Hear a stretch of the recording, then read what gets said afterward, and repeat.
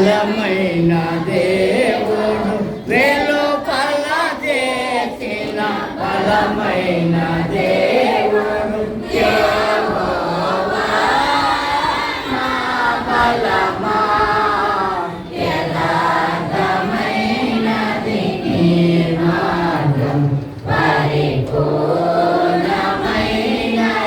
నీ మార్గం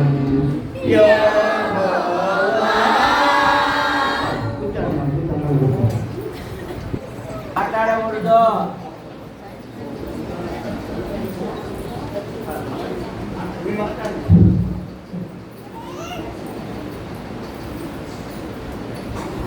ఎంతకైపోలా ఓకే బావు దానికంటే ముందే 3 నిమిషాలు ముందే ఆఫ్ చేస్తారు.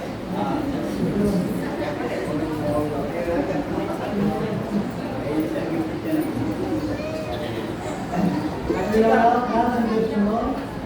ప్రేమ తండ్రి పరిశుద్ధుడు దేవానికి వందనాలు చెల్లించుకుంటున్నాం.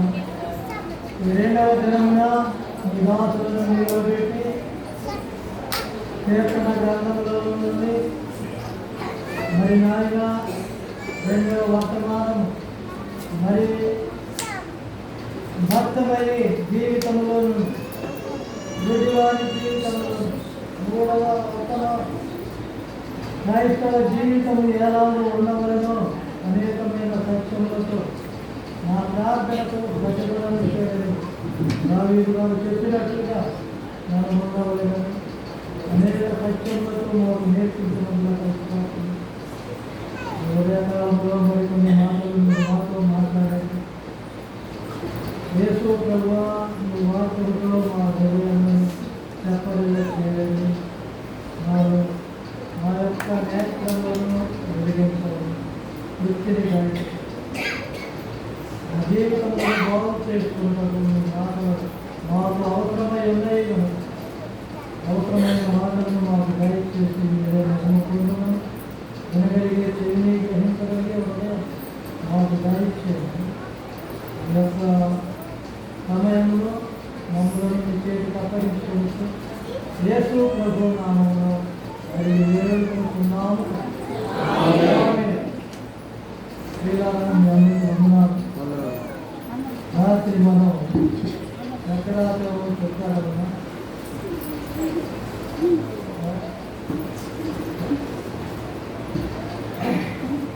ముందున్న కాలంలో ఈ ప్రపంచంలో జరిగేటువంటి పరిణామాలు చూస్తుంటే యేసు ప్రభు త్వరగా వచ్చుతున్నాడని మనం భావిస్తాం. ఈ పరిమాణాలన్నీ కూడా ఇప్పుడు జరిగే అయితే ప్రకటన గ్రంథంలో మనం చూసినట్లుగా ప్రకటన గ్రంథంలో 6వ అధ్యాయంలో రాత్రి మనం చదువుకున్నాము. ఏంటంటే మొట్టమొదటిగా గుర్రము ఎక్కిన వాడు చల్లని గుర్రము ఎక్కినాడు. తెలుగు సమాధానములకు సాధిస్తాడు, నీటికి సాధిస్తాడు. అది తెల్ల గుర్రమే కానీ ఎక్కిన వాడు వాడు నకిలేవాడు, మోసగాడు. అదంతా కూడా క్రీస్తు విరోధం చేసే పనులు. 2వ గుర్రము ఎక్కిన వాడు అది ఎర్రని గుర్రము, ఎరుపు రక్తములకు సాధిస్తాడు, ఎరుపు యుద్ధానికి సాధిస్తాడు. అనేక యుద్ధాలు చేస్తూ రక్తపాతాన్ని తీసిన వాడు. ఈ 3వ గుర్రము అది నల్లని గుర్రము.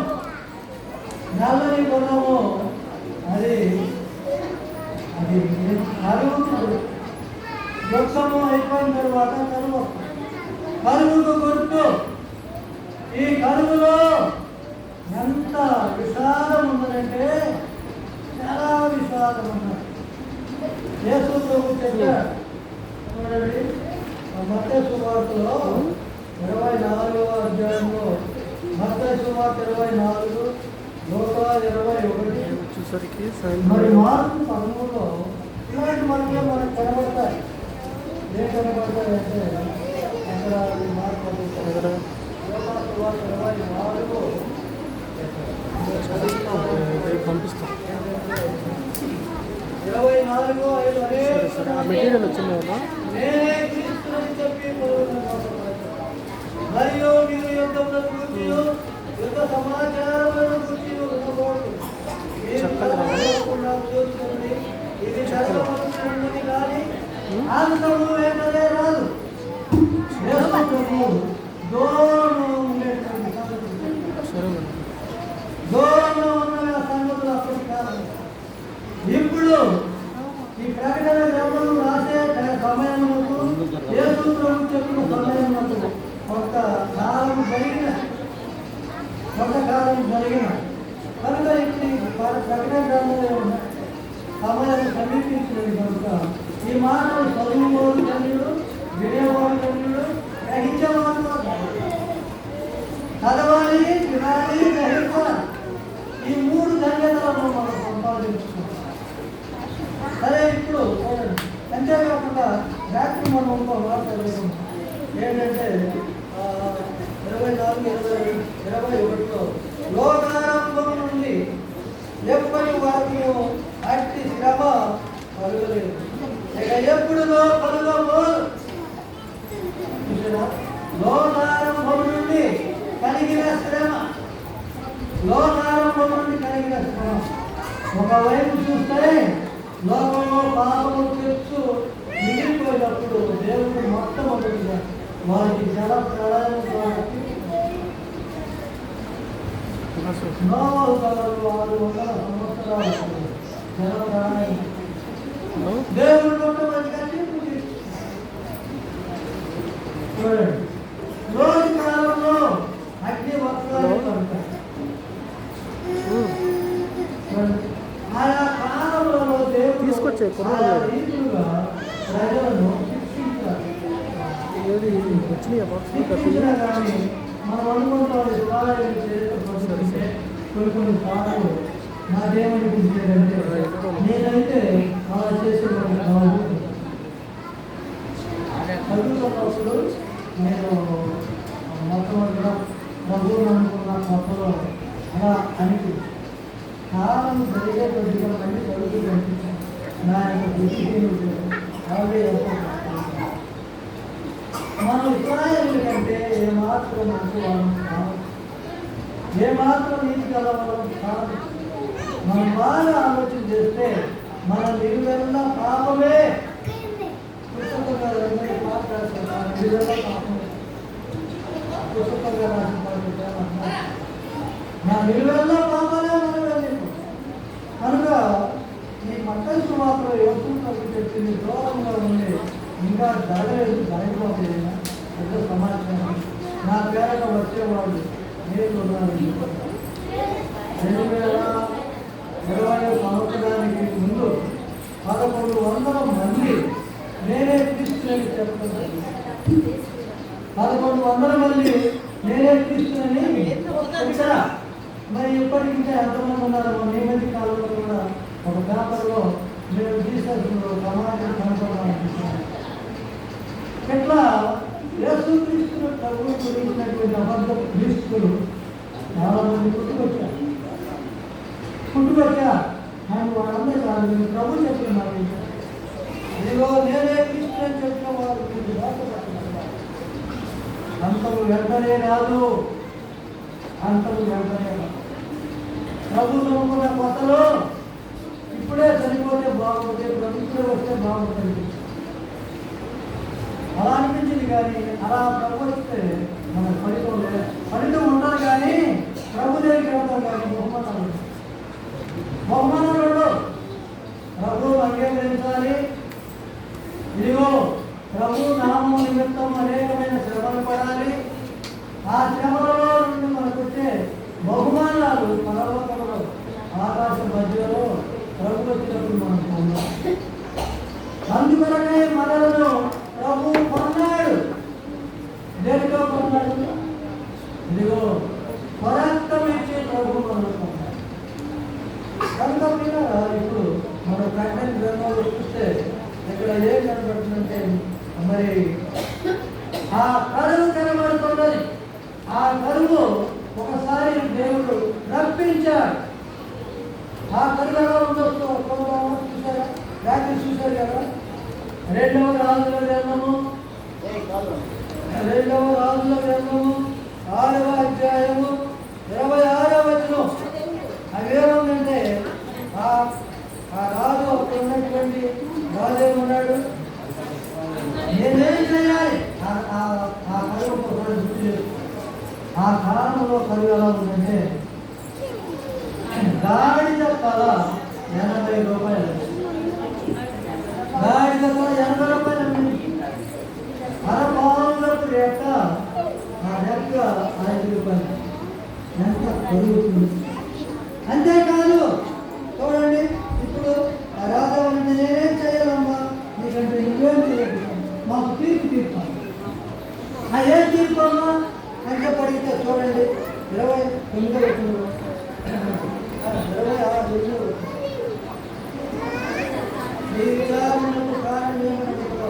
అది ఈ స్త్రీ నన్ను చూసి లేని ఆహారములకు నీ బిడ్డను ఇమ్ము, రేపు మనము నా బిడ్డను రక్షించము అని చెప్పినప్పుడు మేము నా బిడ్డను వండుకొని తింటివి.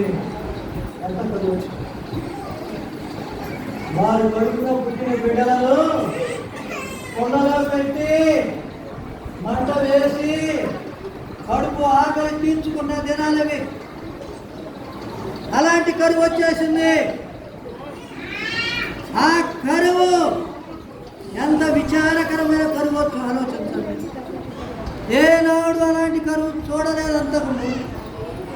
ఇశ్రాయేలు కాలంలో దావీదు ఏలిన దినములలో దేశమంతా కూడా సంతోషంగా ఉన్నది.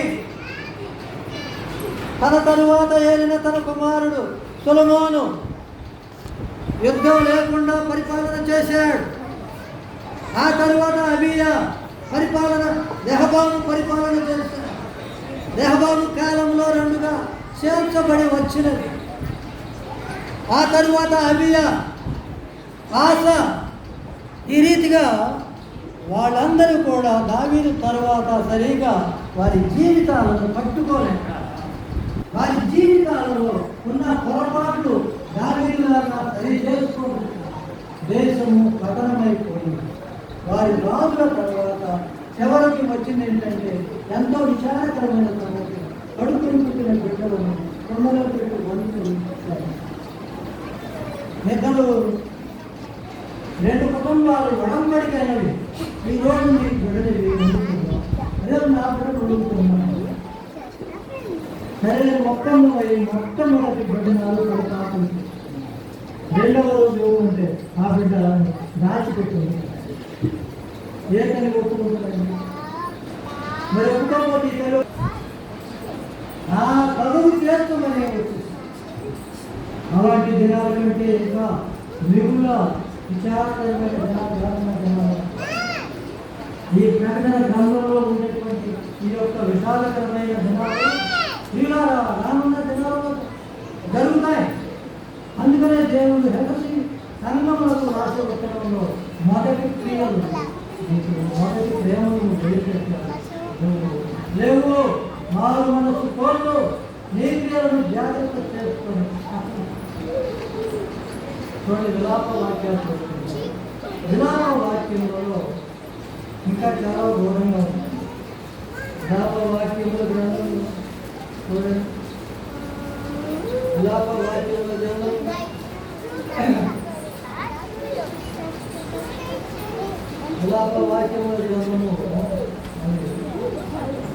4వ అధ్యాయం దాకా చదువుతాను. 4వ అధ్యాయం 4 దప్పి చేయక అమ్మ మీరు ఉండండి, మీరు కాదు కాదు మీరు చదివితే నాది అమ్మ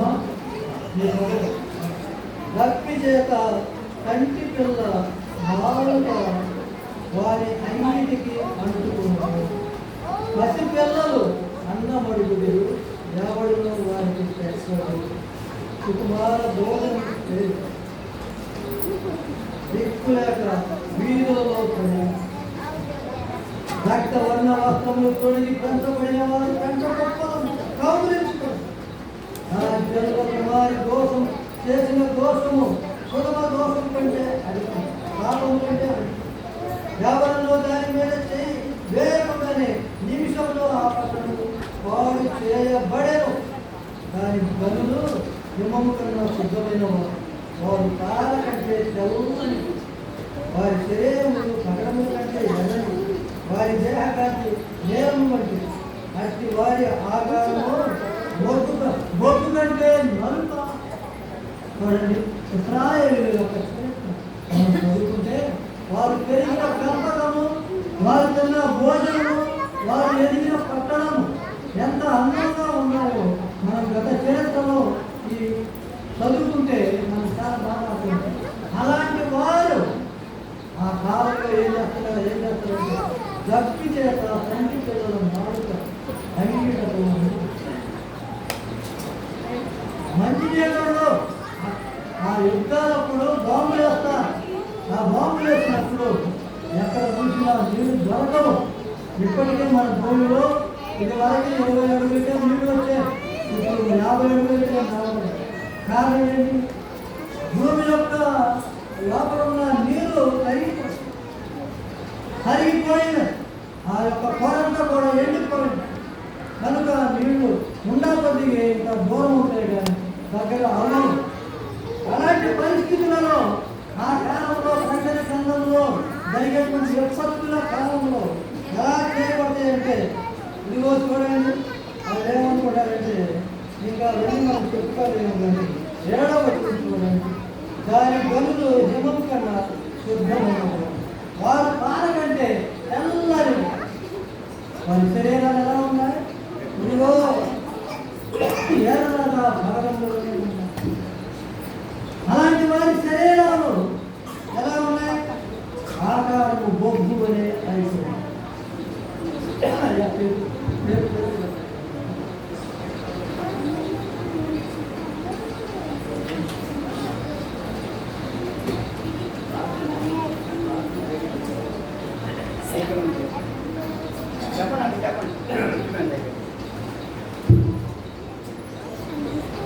అట్టి వారి ఆకారము బొగ్గు కంటే వారి పరిస్థితులలో ఈ పైన వాక్యాలు చూడండి. 9-10 వచ్చిన క్షామహతులు భూఫలములు లేక పొడవుపడి క్షీణించిపోయినలు. కట్ల హతులు క్షామ హతుల కన్నా భాగ్యం. చూసారా ఎవరి భాగ్యవంతులు? ఖడ్గ హతులు భాగ్యవంతులైపోయారు. క్షామ హతులు ఎందుకు? ఆకలికి ఇదిగో ఆకలి ఆకలి ఆకలి అని ఎన్నో జనాలు తీసుకుని చచ్చిపోయే కంటే ఖడ్గం ద్వారా ఒక్క దెబ్బతో ప్రాణంతో ఎంత బాగుంటుంది. అలాంటి దినాలు వస్తున్నాయి, అలాంటి దినాలు రాబోతున్నాయి. అక్కడేమో చూడండి, వాత్సల్యము గల స్త్రీలు చేతులు, స్త్రీల చేతులు తాము కనిన పిల్లలు వండుకుంటారు. నా జనుల కుమారికి వచ్చిన నాశనంలో వారి బిడ్డలు వారికి ఆహారం. యెహోవా తన ఉగ్రతను నెరవేర్చి తన కోపాన్ని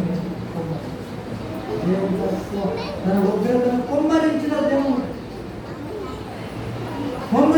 జనంలో జరిగే విషయాలు ఏంటంటే ఆ దినాలలో నా జనుల కుమారికి వచ్చిన నాశనంలో వారి బిడ్డలు వారికి ఆహారం. అలాంటి దినాలు కలుగుతారా? మనమందరం కూడా మన పిల్లల కొరకే, మనమందరం కూడా మన మనవాళ్ళ కోసం, మన పిల్లల కోసం, పిల్లల కోసం ఇలాంటి కథలు చిన్నకుండా ఉంటాయి. మనం ఏం చేయాలంటే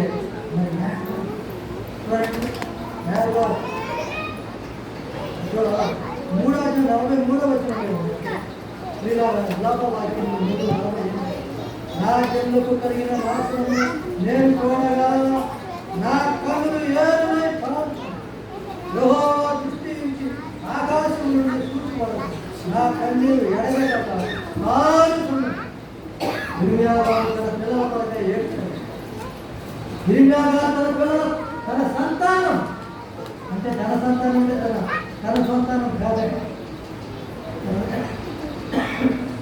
ఇశ్రాయేలు తన సంతానం ఆ ఇశ్రాయేలు పుట్టినటువంటి ఆ శ్రమను చూసి ఇర్మియా గారి కన్నులు ఏ దారులైనట్టు అయినా ఆ దినాల్లో ఉత్తమి అనేవాడు ఇంకా కొంతమంది ఆయన మాటలు నమ్మలేదు. ఆయన తీసుకెళ్ళి బంధువులు నేను దోషిగా ఉంచాను, ఎన్నో శ్రమలు పాలించాను. ఇర్మియా అయినా కానీ ఆయన విలపించడం అందుకనే ఇక్కడ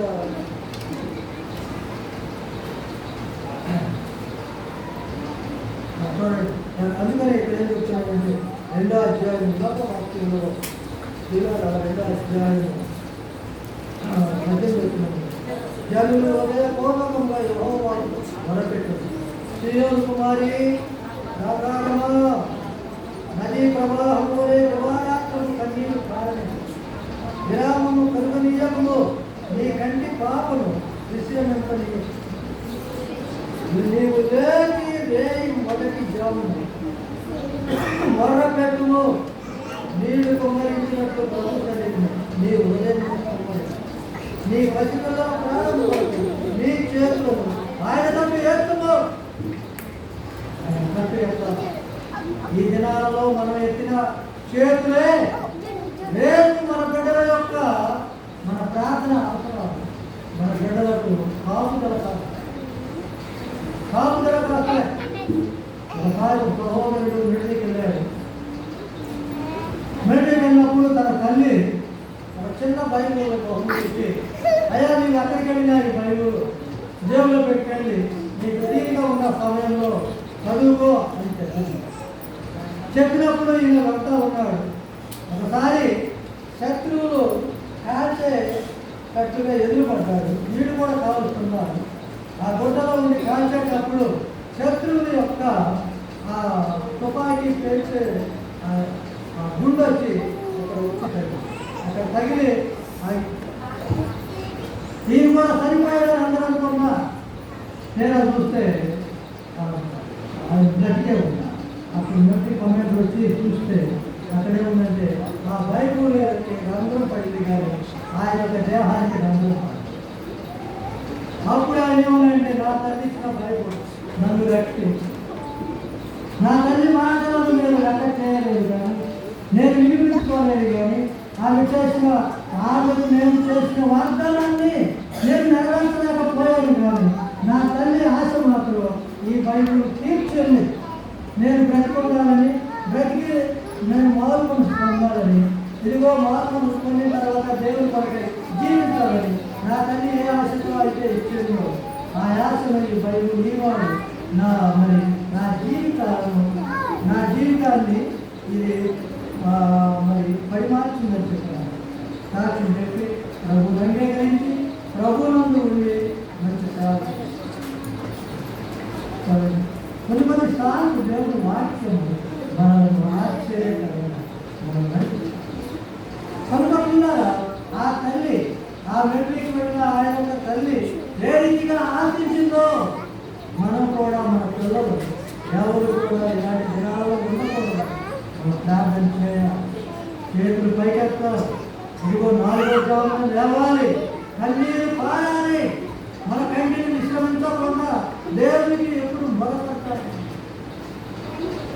చాలా మంది భక్తులు వారి పుస్తకాలలో ఏం రాశారంటే నేను ఈ రీతిగా సేవ చేయడానికి, నేను ఈ రీతిగా దేవునికి నమ్మకంగా ఉండడానికి కారణం ఏంటంటే మా తల్లి చేసిన ప్రార్థన, మా తండ్రి చేసిన ప్రార్థన, మా పిల్లలు చేసిన ప్రార్థన అని ఇదిగో మరి వీళ్ళందరూ కూడా మరి వీళ్ళందరూ చాలా పెద్ద పెద్ద భక్తులు.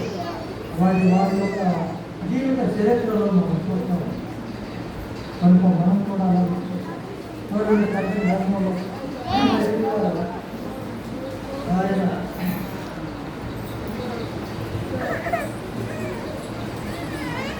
3వ అధ్యాయం చదువుతున్నాం. 3వ అధ్యాయంలో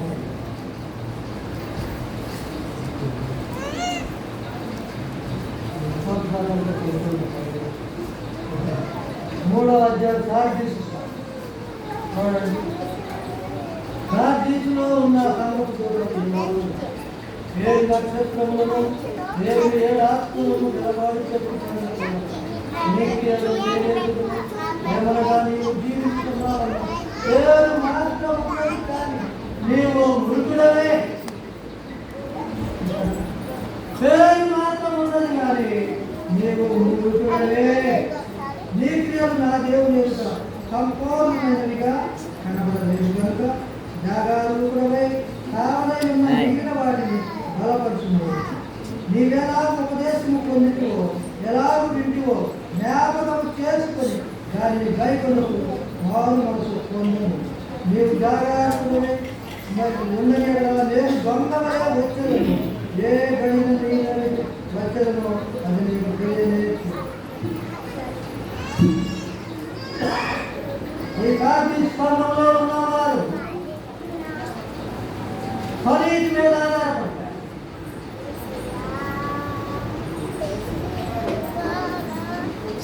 ఫలీతి మీద ఆధారపడిన వాళ్ళు ఏమనుకుంటున్నారంటే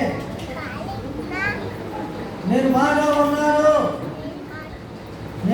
ఉన్నాను, నా క్రియలు బాగున్నాయి, నా మాటలు బాగున్నాయి, అందరి చేత మెప్పు పొందుతున్నాను అనేటువంటి భావంతో. అయితే దేవుడు ఏమంటాడంటే నీ క్రియలు నా దేవుని ఎదుట ఎట్లా ఉన్నాయి? నా దేవుని ఎదుట సంపూర్ణమైనవిగా లేవు. సంపూర్ణత, పరిపూర్ణత. నేను మానవుడు కూడా సంపూర్ణంగా ఉన్నానంటే ఈ లోకంలో యేసు ప్రభు ఒక్కడే ఉంది. ఆ మానవులలో ప్రభువుని నమ్ముకున్న తర్వాత యేసు ప్రభు తర్వాత అపోస్తలుడైన పౌలు గారి గురించి మనం చెప్పుకోవాలి. పౌలు గారు అన్నాడు 11 అధ్యాయం, నేను క్రీస్తును పోలి నడుచుకున్నాను, మీరు నన్ను పోలి నడుచుకున్నాడు. గొప్ప పాత కాలంలో 26వ అధ్యాయ కీర్తనలో దావీదన్నాడు, దేవా నా హృదయాన్ని చూడు, నువ్వు నా బ్రతుకును చూడు, నేను ఎలా ఉన్నానో నీకేమైనా ఆ మాట చదివితే బాబు చదువుతాను చదువుతాను.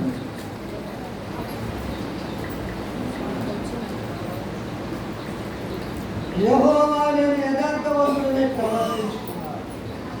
యెహోవా నన్ను పరిశీలించు, నన్ను పరీక్షించు, నా అంతరింద్రియములను నా హృదయమును పరిశోధించు. కారణం ఎంత గొప్పగా ఎంత గట్టిగా చెప్పాలంటే మనం ఎవరు చెప్తారో చేతులు ఎత్తండి. నువ్వు నేను చెప్పగలిగితే నేను చెప్పగలుగుతాను, చేతులు ఎత్తండి. ఏమండి జాతర గారు మీరు కూడా వస్తలేదా?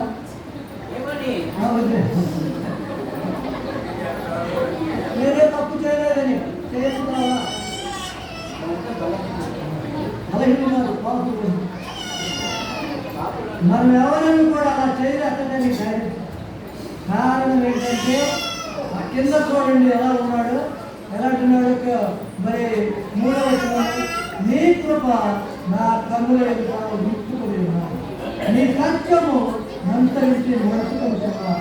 పనికి మారిన వారితో నేను సంఘర్షించాను, వేషధారులతో పొందుచాను, దుర్గుల సంఘం భక్తితో సంఘర్షణ చేయను, నిర్దోషులని నా చేతులు పడుతుంది. ఇలాంటి లక్షణం ఇలాంటి మనం బ్రతికినప్పుడు, ఇలా మనం చేసినప్పుడు మనం కూడా ధైర్యంతో ఉండగలం. కానీ జరిగేది ఏంటంటే మన చుట్టుపక్కల ఎలాంటి వాళ్ళు ఉంటారు, అన్యాయస్తులు, అక్రమకారులు, మన అంతా కూడా మారుపక్కల మనల్ని చెరిగేవాళ్ళు ఉంటారు. కనుక మనం కూడా వాళ్ళు ఏం చేయాలంటే వాళ్ళతో కలవకూడదు, కానీ వాళ్ళకి వేరే ఇలా ఈ ప్రకటన యొక్క దీంతో 3వ అధ్యాయం ఏం చెప్తున్నాడు? నీ క్రియలు నేను ఎరుగుతున్నాను, ఎలాగైనా జీవించుతున్నావన్న పేరు మాత్రం ఉన్నది, కానీ నీవు మృతుడనే. మృతులంటే చచ్చిపోయాడు. ఈ చచ్చిపోయే వాళ్ళు చూడండి, యేసు ప్రభు అంటే ఇస్కరియోతు తిరిగాడు. వాడు భూలోకానికి బ్రతుకున్నాడు కానీ పరలోకానికి బ్రతుకు. అలాగా వేదాలు గారు అవునా? మొదటి మానవుడైనటువంటి ఆదాముకు కడుపున పుట్టిన కయ్యేను బ్రతుకున్నాడు కానీ నీతి క్రియలేదు.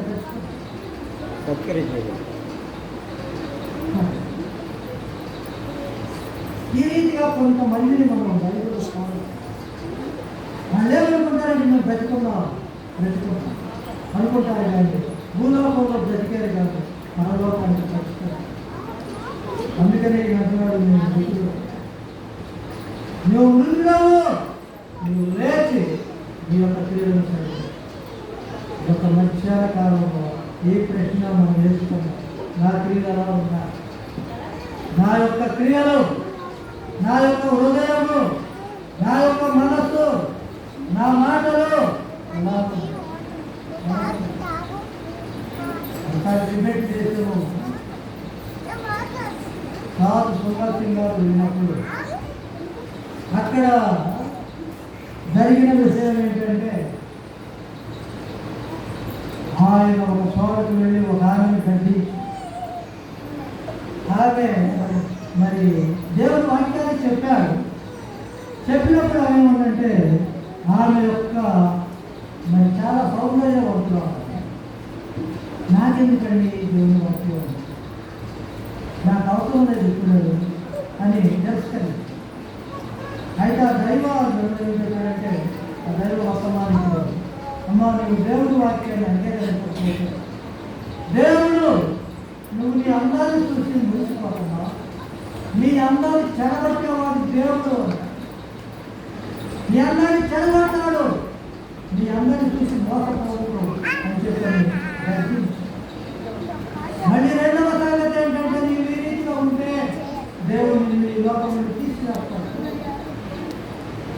అలా చెప్పిన కొన్ని దినాలకు కొన్ని నెలలలోనే జరిగింది ఏంటంటే, ఆమె యొక్క ముఖమంతా కూడా మొట్టలాగా మరి లేచి ఏ ముందు వాడినా తగ్గకుండా ఆమె యొక్క ముఖమంతా కూడా చూడటానికి అసహ్యంగా మారిపోయిన స్థితి వచ్చేసి చూసిన వాళ్ళందరూ కూడా ఆశ్చర్యం. ఆ తరువాత కొన్ని నెలలకే ఆమె చనిపోయింది. ఆ తరువాత 2వ సంవత్సరమున వెళ్ళినటువంటి సాధు సుందర్ సింగ్ ఆమె గురించి అడిగినప్పుడు, అయ్యా నువ్వు చెప్పి వెళ్ళిన కొన్ని నెలలోనే ఆమెకు నువ్వు చెప్పినట్టు జరిగింది, దేవుడు తీర్పు తీర్చా అని చెప్పడం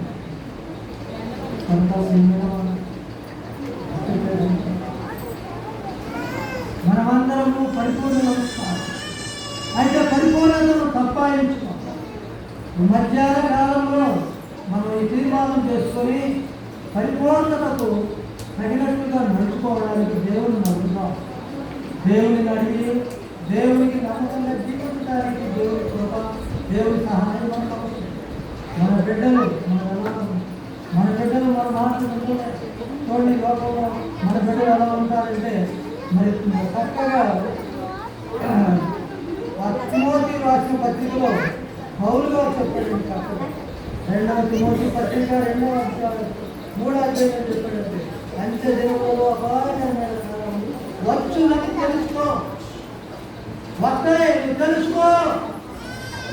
ఎలాగనగా మనుషులు స్వార్థప్రియులు, ధనాపేక్షలు, బెంకములో అహంకారం, దోషకులు, తల్లిదండ్రులకు అవిధేయులు, కృతజ్ఞత లేని వారు, అపవిత్రులు, అతిదేశులు, అపవాదులు, అతిదేశులు, కూరులు, ద్రోహులు, మూర్ఖులు, గర్వాలు, దేవుని కంటే సదానుభవం ఎక్కువగా ప్రేమించారు. పైకి భక్తి గల వారిలో ఉంది, దాని శక్తిని ఆశ్రయించిన వారిలో 19 విషయాలు ఉన్నాయి. ఈ 19 విషయాలలో ఇప్పుడు లోకంలో ఉన్న పిల్లలున్నా, ఆ పిల్లల్లో నీ పిల్లలు నా పిల్లలు. కనుక ఇప్పుడు మనం ఏం చేయాలంటే, పనితో మనం అనుకోవాలి, మనం బాగుండాలి అనుకుంటాం. ఇదిగో నా జీవితం బాగుంది అనుకోవాలి. నీ జీవితం బాగుంటే మంచిదే. నీ భర్త జీవితం రావాలి, నీ బిడ్డల జీవితం రావాలి, నీ కుటుంబాల జీవితంలో, నీ యొక్క స్నేహితుల జీవితంలో, వాళ్ళందరి జీవితాల కోసం మనకు బాధ్యతలు. మనమందరం కూడా ఇక్కడ ఎలా ఉన్నాము, ఈ భూలోకంలో ఎలా ఉన్నాము, పరలోకంలో ఆ రీతిగా ఉండాలని దేవుడు కోరుతున్నాడు. దేవుడు నామంలో మహిమ మనం జీవితానికి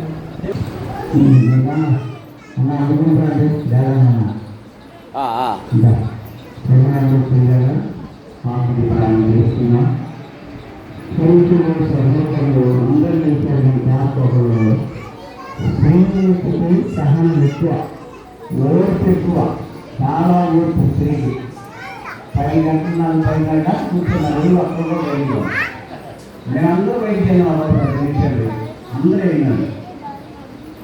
అందుకే దేవుడు స్త్రీని ఎందుకుగా చేశాడు.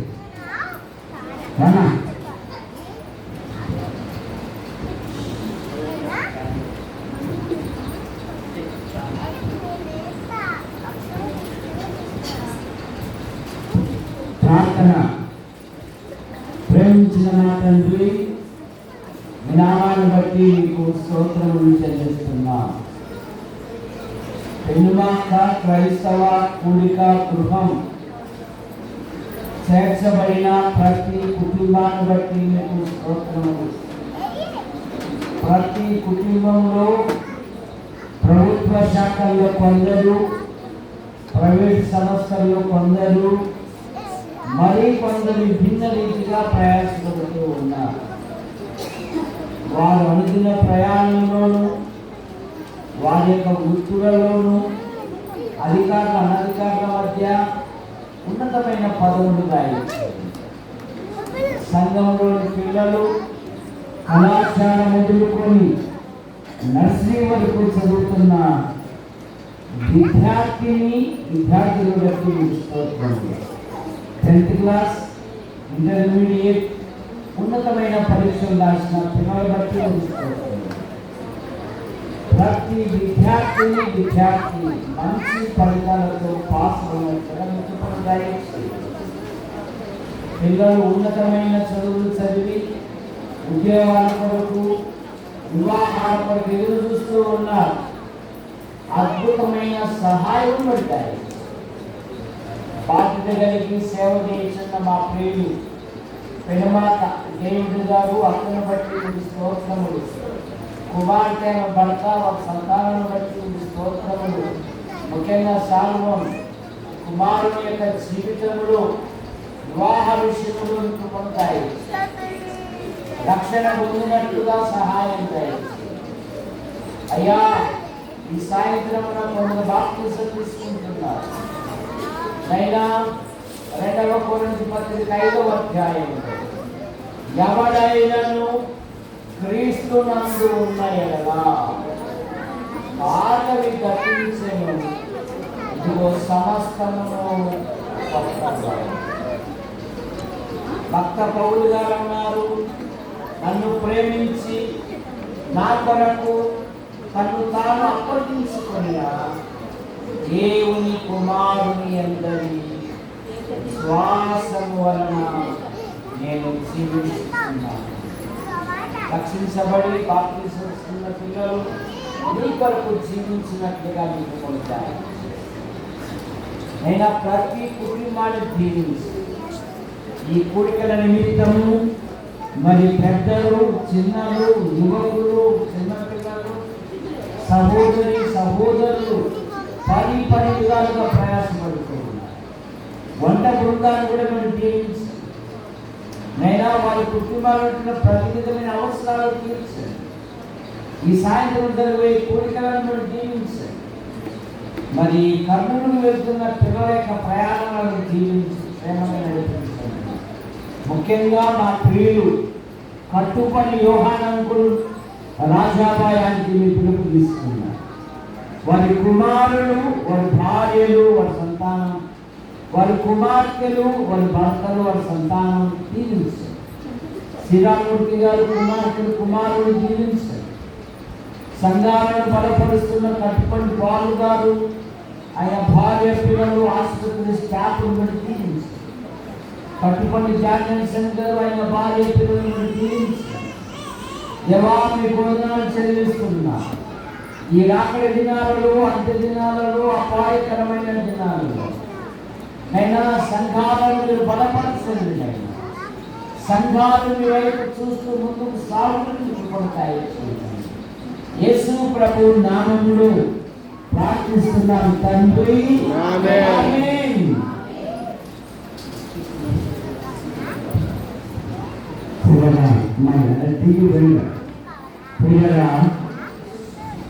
ప్రాముఖ్యమైన ప్రకటన గమనించండి. అన్న 6 వచ్చారా బాప్తిజం ఇస్తున్నామని 6 వచ్చారా పేర్లు 4 1 2 3 4 5 9 ఇంకొక 4 6 ఎన్ని గంటలు పెట్టుకుంటారు టైము? 4:04 లైట్ ఫెయిల్ అవ్వకూడదు.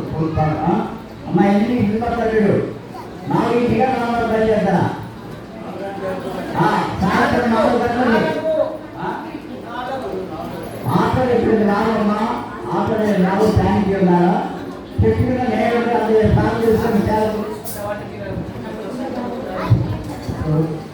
బాప్తిజం తీసుకునేవాళ్ళు అక్కడి నుంచి 4 గంటలు బయలుదేరితే ఒక అరగంట ముందు రండి.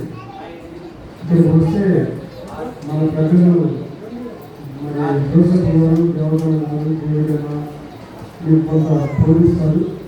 తర్వాత మనం బాప్తిజం కార్యక్రమాలు చేయాలి. 3:30 గంటల ఫోన్ చేసి వెళ్ళండి తీసుకునేవాళ్ళు.